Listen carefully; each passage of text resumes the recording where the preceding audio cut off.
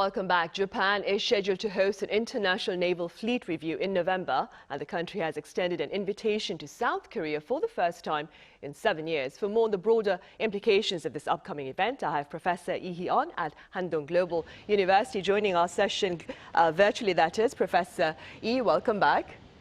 Thank you. I also have Professor WILLY JOU at Waseda University, who is currently over in the US, joining us live on the line as well. Professor JOU, it's a pleasure. Nice meeting you. Right, Professor Lee, we'll start with you then. Let's start with a few words on this upcoming International Fleet Review to be hosted by Japan in the month of November. Right, so an International Fleet Review basically is the maritime equivalent of a military parade. And so, as you know, when you look at military parades, the country shows off its hardware as well as, its military power sort of on land. So a fleet review really is the equivalent sort of on the water. And so the Maritime Self-Defense Force for Japan has been holding a fleet review since basically 1956. And now the last time it tried to hold one, it was in 2019, but that was canceled because of a typhoon. But noticeably at that time, Korea was not invited because of the tensions between both Japan and Korea.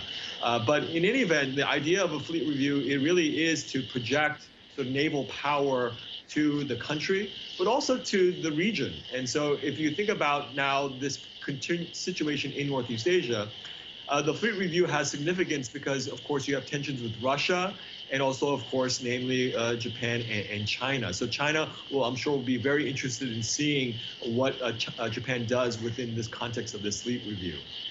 Right. And Professor JOU, I believe this year marks the 70th anniversary of Japan's Maritime Self-Defense Force's founding, and accordingly, authorities are planning to host a very large-scale international fleet review for the first time in 2 decades. What more can you tell us about this upcoming event and about the countries that are poised to partake in it?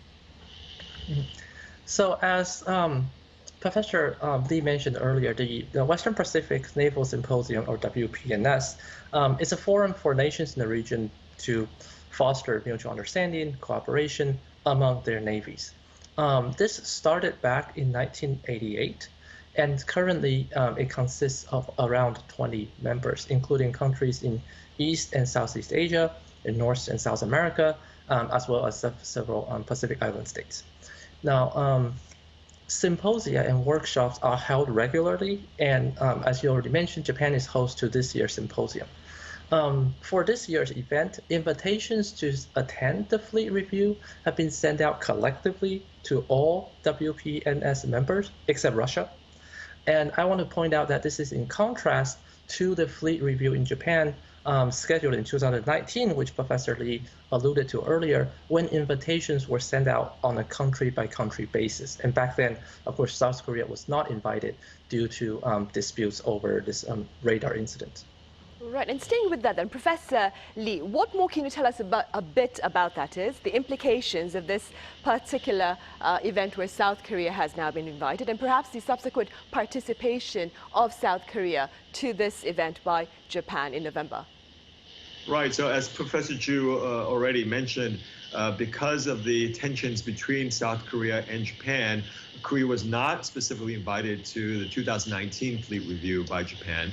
And so this current invitation now being extended to South Korea is clearly a confidence-building measure that's being extended by the Kishida administration to the Yoon administration. And so basically, we're about 4 months into the Yoon administration. And so President Yoon has obviously called for better relations between Japan and South Korea. And so because of this, I think, building a relationship between these two administrations, each side wants to see sort of commensurate measures being taken by each side to build up confidence and then get to a point where there can be maybe mutual trust with respect to issues related to the economy, but namely security.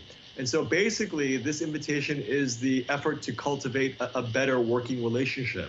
And so here, I think what we're seeing is with the foreign minister, South Korean foreign minister visiting Japan, and then now the Japanese inviting South Korea to this fleet review, I think we're going to see on both sides commensurate actions so then build up to potentially, who knows, a summit between the two leaders at some point in the future.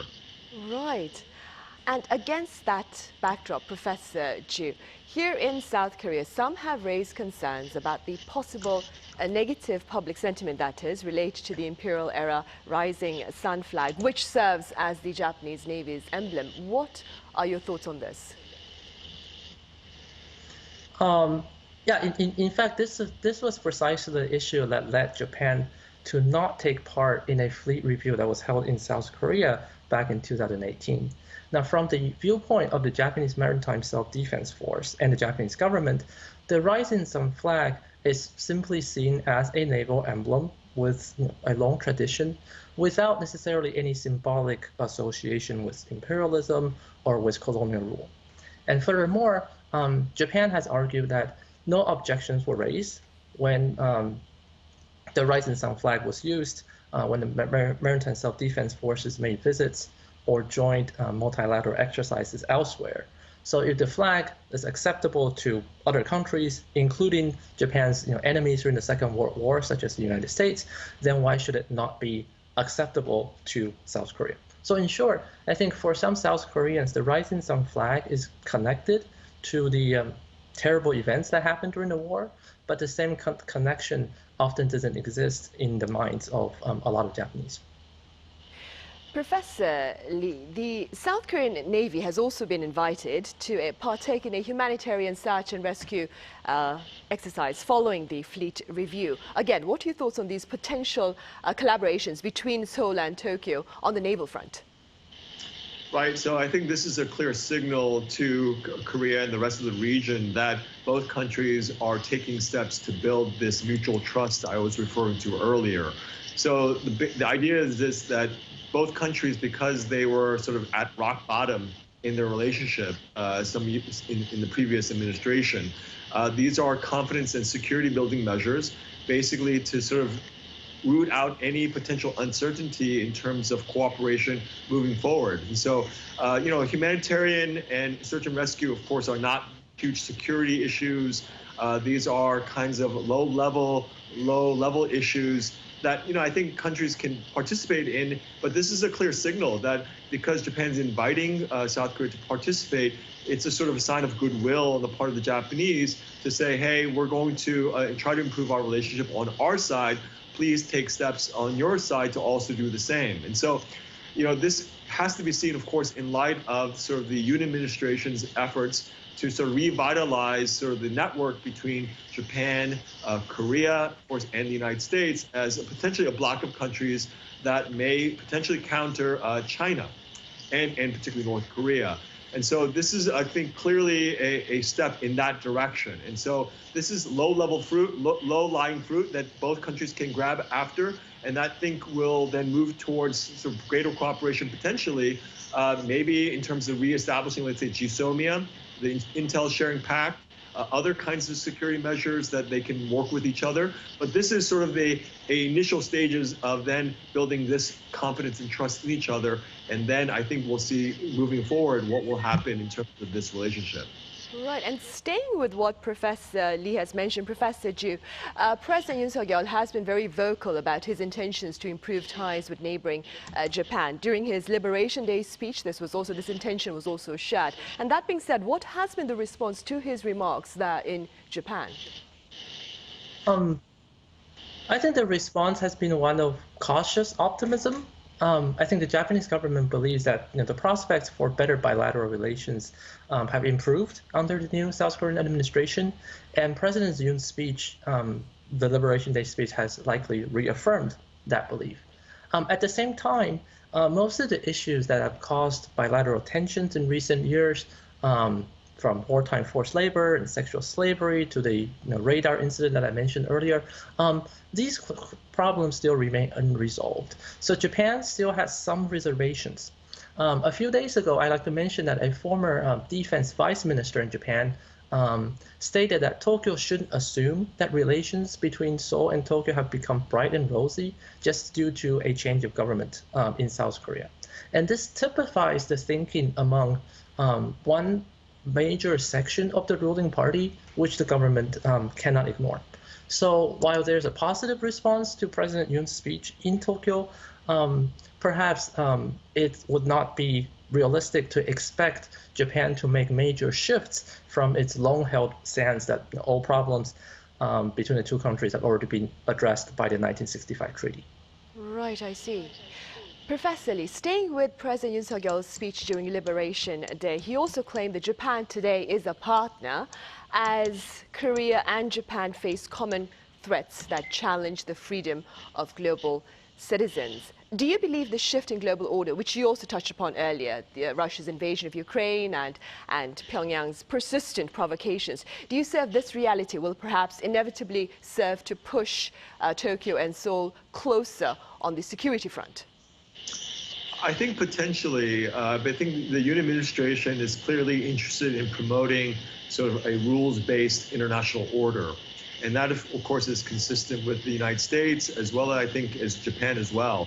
And so, one of the things that, of course, observers have seen, despite the historical tensions between the two countries, which are still not resolved, and they still will remain for quite some time, I think the idea is whether or not the two countries can put aside some of these differences in terms of dealing with present-day security interests, namely that North Korea, of course, and denuclearization, as well as China. And I think both countries clearly have an interest in that regard, a shared interest in dealing with these issues.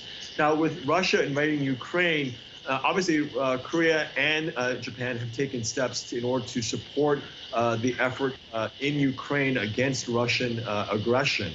But I think here that the question is, and I think this is for the Japanese side more particularly, is Japan, of course, has a direct relationship in terms of dealing with the Northern Territories issue with Russia. Korea doesn't have a direct border with Russia. And so I think from the Japanese side, there's clearly much more of an interest in dealing with the Russian situation. But in any event, the idea here is, from a broad stroke perspective, the Yoon administration, I think, clearly is committed to this idea of a rules-based international order. I think believes Japan as well and the United States. So this may lead these countries into this sort of block, potentially, again, to counter North Korea and China and potentially Russia in the region. Right, and staying with that, Professor Ju, there are some who claim that Japan's perhaps cancellation of invitation to Russia to join the International Fleet Review and, of course, the related gathering on the Western Pacific Naval Symposium, such action raises the risk of perhaps prolonged confrontation between Western countries, including Japan, as well as countries like Russia and China. What are your thoughts on this? Okay. So, Japan has long aligned itself with the U.S. in terms of its security and defense policy. So it's not surprising that Japan quickly joined other G7 members in imposing economic sanctions on Russia after the war in Ukraine broke out. And I should also add that these sanctions are backed by Japanese public opinion for the most part.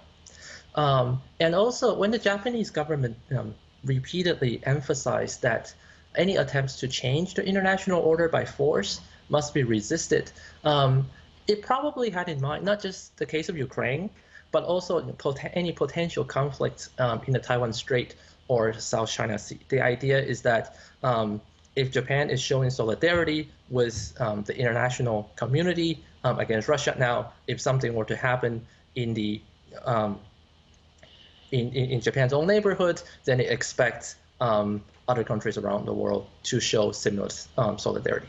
Now, this of course is not explicitly stated, but I think the intention behind Japan's stance is pretty clear. At the same time, I also want to mention that Japan has not completely cut all ties with Russia. So, for example, the Japanese government decided to continue with an ongoing oil and liquefied gas project in Russia called Sakhalin-2. In any case, I think it's difficult to see Japan taking a softer or more conciliatory position toward Russia, even at the cost of prolonging geopolitical tensions with Russia and China, unless other G7 nations do the same. I don't see Japan taking a unilateral stance on this issue. Right. Professor Lee, back on bilateral ties between Seoul and Tokyo. Now, recently, South Korea's top court, that is, postponed a decision on wartime labor asset liquidation. And given that event, government officials here and over in Japan are actually seeking an alternative solution to this ongoing problem. What are your thoughts on such efforts? Well, I think the court's delay in issuing a ruling on whether or not they will confirm the liquidation of the assets of Mitsubishi Heavy Industries, I think, again, buys time for the Yoon administration in order to work out some sort of diplomatic resolution to this matter. Now, the complication here, of course, is Korea is a fully functioning democracy with checks and balances, and that checks and balances is with respect to the executive branch, the legislative branch, and the judicial branch. And so the idea here is that I think the judicial branch is slightly giving some deference to the executive branch, because the Ministry of Foreign Affairs had submitted sort of requests to the Supreme Court, I assume, to delay the ruling until they could work out a deal with Japan. But this is fraught with very big, I think, domestic political implications, and of course, obviously foreign relations implications with respect to the decision. And so it's not clear at this point whether or not the Yoon administration will be able to work out a deal that will satisfy enough every side. Obviously, the victims themselves, who are demanding compensation and damages, as well as from the Japanese side that doesn't want to see any Japanese companies' assets liquidated.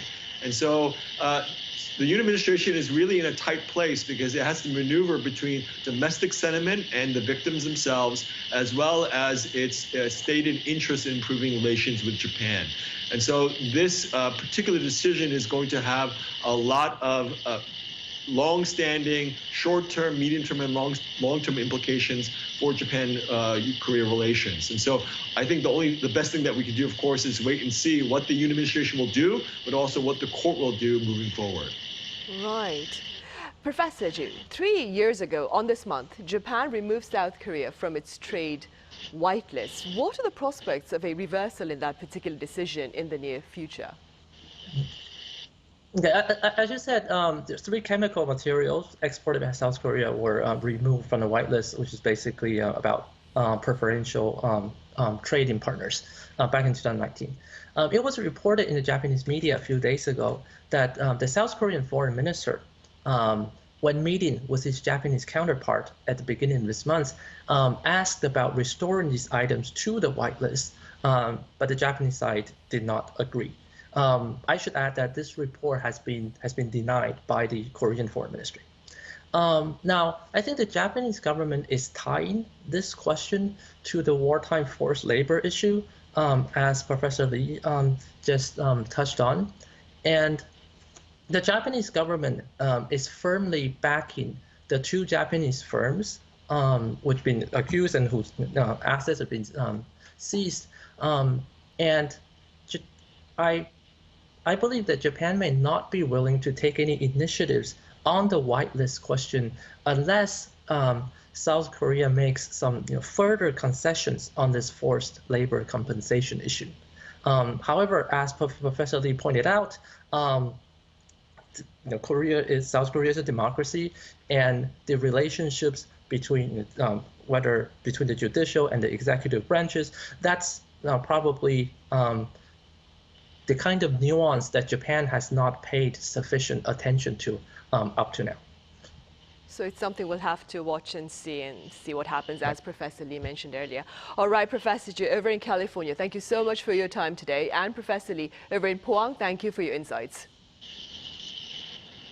Thank you very much.